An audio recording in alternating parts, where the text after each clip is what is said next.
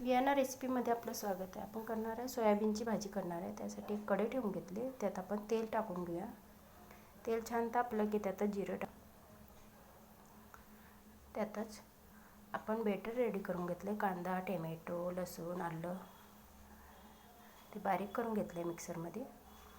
ती सुद्धा टाकूया. छानपैकी तेल सुटेपर्यंत मसाला भाजून घेऊया. त्यात सर्व सुके मसाले टाकूया.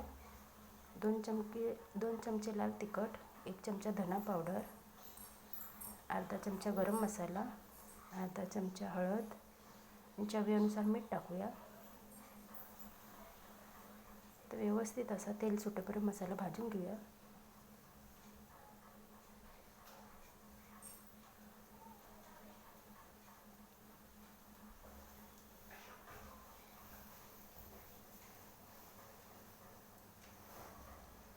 छानपैकी मसाला भाजून झाला आहे. तेलसुद्धा सुटलं आहे.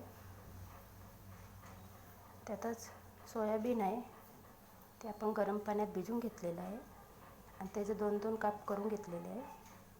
ते सुद्धा टाकून छानपैकी मसाल्यात परतून घेऊया.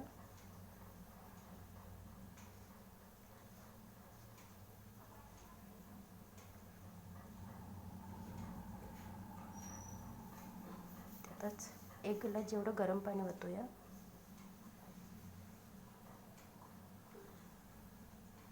तर 5 ते 10 मिनटं छानपैकी आमटी उकळू देऊया. त्याच्यावर झाकण ठेवून घेऊया. तर 5 मिनटं झालेत. सोयाबीन शिजायला वेळ लागत नाही. ते एक उकळी आले, ते रेडी झाली आपली.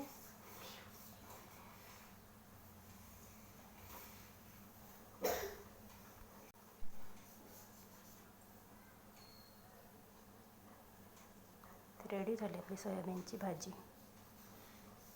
त्याला आपण भातासोबत, भाकरीसोबत कशा संग खाल्लं तरी छान लागते.